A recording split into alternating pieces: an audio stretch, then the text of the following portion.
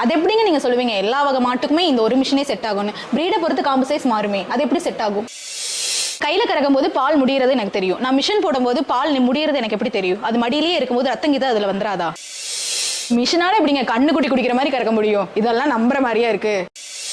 Machine போடுறதுனாலதான் மடிநோய் வரைக்கே வாய்ப்பு இருக்குன்னு சொல்றாங்க. ஆனா நீங்க எப்படி இந்த மிஷின் தான் மடிநோய்க்கு தீர்வுனே சொல்றீங்க? ஃபர்ஸ்ட் எனக்கு இந்த மிஷினை பத்தி என்னன்னு சொல்லுங்க, அதுல இருக்க சந்தேகங்களை நான் கேட்கறேன், எனக்கு சொல்லுங்க. இப்போ பண்ண வச்சு பால் தொழில் பண்ணிட்டு இருக்கவங்களா இருந்தாலும் சரி, இல்லை நான் வீட்டில் ஒரு மாடு 2 மாடு தான் வச்சிருக்கேன் அப்படின்னு சொல்லி வீட்டு யூஸ்க்காக வளர்க்குறவங்களா இருந்தாலும் சரி, இவங்க எல்லாருமே சந்திச்சுட்டு இருக்க ஒரு பொதுவான பிரச்சனை என்ன அப்படின்னு பார்த்தீங்கன்னா பால் கறவை தான். பால் கறக்கிறவங்க தான் வந்து பால் மாடு இதெல்லாம் வச்சிருப்பாங்கன்னு இல்லை, கறக்க தெரியாதவங்க கூட வந்து வீட்டில் தன்னோட யூஸ்க்காக வந்து மாடு வளர்ப்பாங்க. அதே போல் அவங்க எல்லாருக்கும் வந்து கறக்க தெரியுமான்னு கேட்டால் தெரியாது. அப்போ அவங்க என்ன பண்ணுவாங்க, ஆள் வச்சு கறக்கலாம் அப்படின்னு சொல்லிட்டு ஆள் தேடி போகிறாங்க. அப்படி இருக்கும்போது ஆள் வச்சா இந்த பிரச்சனை தீர்ந்துதான்னு பார்த்தீங்கன்னா இல்லை. ஆள் கூலி வந்து பார்த்தீங்கன்னா அதிகமாக கேட்க ஆரம்பிக்கிறாங்க. அதிகமாக ஆள் கூலி கொடுத்து எடுக்கும் போது என்ன ஆகும் அப்படின்னா, ஆல்ரெடி உங்களுக்கு பால்லேருந்து வர லாபம் பார்த்தீங்கன்னா கொஞ்சம் கம்மியாக தான் இருக்கும். சின்ன லெவலில் பண்ணுறாங்க அப்படிங்கும்போது உங்களுக்கு கம்மியான லாபம் தான் வரும். அதுலேயும் உங்களுக்கு அந்த பண்ணையோட பராமரிப்பு, மாட்டோட மருத்துவ செலவு, தீவன செலவு இதெல்லாம் போக பார்த்தீங்கன்னா கொஞ்சம் அமௌண்ட்டாக இருக்கும்.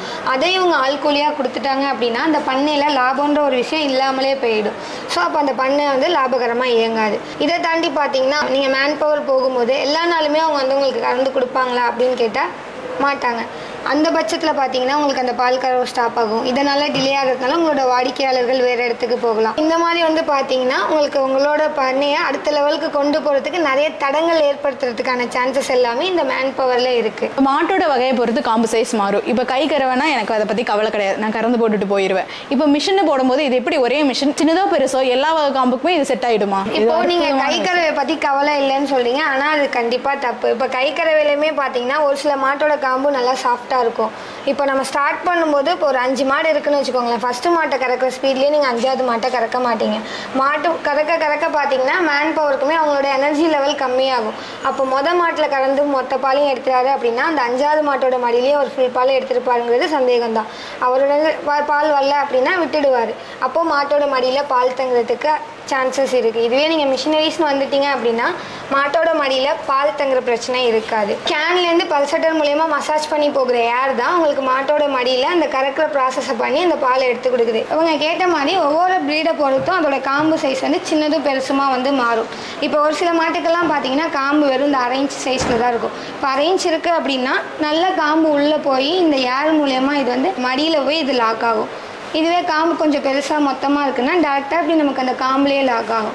அப்படிங்கும்போது சின்ன காம்போ பெரிய காம்போ நமக்கு பிரச்சனை இல்லை. காம்போட சைஸ்க்கு ஏற்ற மாதிரி இது அதில் போய் ஏரில் லாக் ஆகிக்கும். இப்போ நான் கையில் கறக்கிறேன்னா மடியில் பால் முடியறது எனக்கு தெரியும், அது எப்படி மிஷினுக்கு தெரியும்? மிஷின் பால் முடிஞ்சு ரத்தத்தை கீது கறந்துடாதான்? இப்போ அவங்க கேட்டது இவங்களோட கொஸ்டின் மட்டும் இல்லை, பார்த்துட்டு இருக்க பல வாடிக்கையாளர்களோட சந்தேகமும் இதுதான். இப்போது நான் ஏற்கனவே சொன்ன மாதிரி இந்த மிஷின் வந்து பார்த்திங்கன்னா ஏர் மூலியமாக தான் உங்களுக்கு மாட்டோட காம்பில் லாக் ஆகும். இப்போ இந்த மாதிரி மாட்டு காம்பில் பிடிச்சிருக்கும் போது, அதாவது நீங்கள் பால் கறக்கிறதுக்கு முன்னாடி நல்லா சொரப்பு விட்டு காம்பு வந்து கொஞ்சம் தடிச்சாப்பில் தான் இருக்கும். இதுவே பால் கறந்து வர ஆரம்பிச்சிருச்சு அப்படின்னா மடியில் பால் தீர தீர காம்பு வந்து சுருங்கி கொடுக்கும். அப்போது லாக் ஆகிருக்கும் போது அந்த கேப், அதாவது ஏர் ரிலீஸ் ஆகும்போது நமக்கு ஒரு கேப் கிடைக்கும். அப்போது இது கலண்டு கீழே வந்துடும். அது மட்டும் இல்லாமல் இந்த பவுலில் வந்து பால் உங்களுக்கு கேனுக்கு போகிறது விசிபிளாக தெரியும். இதில் பால் வர்றது தீர்ந்துருச்சு அப்படின்னா ஜஸ்ட் நம்ம இந்த பட்டனை ரிமூவ் பண்ணால் போதும், அது கலண்டு விழுந்துடும். ஒருவேளை நம்ம பார்த்து ஆஃப் பண்ண மறந்துட்டோம் அப்படின்னாலும் அந்த 3 to 4 மினிட்ஸ்மே பார்த்தீங்கன்னா ஜஸ்ட் அதை வந்து மசாஜ் மட்டும்தான் பண்ணிகிட்டு இருக்கும். இப்போ பால் முடிஞ்சு கண்ணுக்குட்டி ஊட்டினா மாட்டுக்கு எப்படி எந்த பிரச்சனையும் இல்லையோ அதே மாதிரி தான் இதுவும்.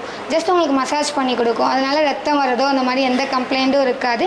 இது கம்ப்ளீட்டாக ஒரு ப்ரூவன் டெக்னாலஜி தான். ஸோ கண்டிப்பாக சேஃபாக இருக்கும். போட்டால் மடிநோய் வரக்கு வாய்ப்பு இருக்குன்னு நிறைய பேர் சொல்கிறாங்களே, அது உண்மையா? கண்டிப்பாக தப்பு. இப்போ வந்து பார்த்திங்கன்னா அவங்க கேட்ட மாதிரி இன்னுமே நிறைய பேர் மில்கிங் மிஷின்ஸ் பற்றின அந்த ஒரு புரிதல் இல்லாமல் தான் இருக்காங்க.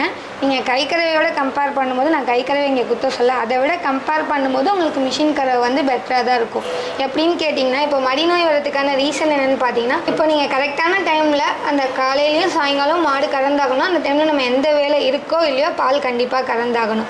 ஒருவேளை நம்ம கறக்க டைம் டிலே பண்ணுறோம் அப்படின்னா ஒரு குறிப்பிட்ட டயத்துக்கு மேலே அதோட காம்புலேருந்து பால் தானாகவே வந்து பார்த்திங்கன்னா வெளியில் லீக் ஆக ஆரம்பிக்கும்.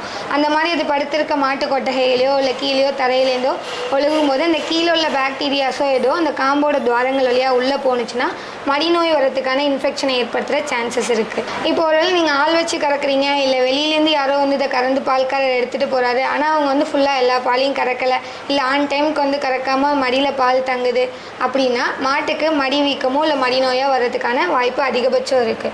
ஸோ மிஷின் மூலயமா வரும்போது உங்களுக்கு மடி வீக்கம் வர்றதுக்கோ இல்லை மடிநோய் வர்றதுக்கான வாய்ப்பு 0% கூட நமக்கு கிடையாது. இந்த மிஷினில் இருக்க சந்தேகத்தையும் பயத்தையும் எனக்கு தீர்த்துட்டீங்க. இந்த மிஷினை நான் இப்போ எங்கள் வீட்டுக்கு வாங்கிட்டு போகிறேன். இப்போ இதே மாதிரி பார்த்துட்டு இருக்க வாடிக்கையாளர் இந்த மிஷினை வாங்கணும்னா இதோட விலையை பற்றியும் சொல்லிடுங்க, இதை எப்படி வாங்கணும்னு சொல்லிடுங்க.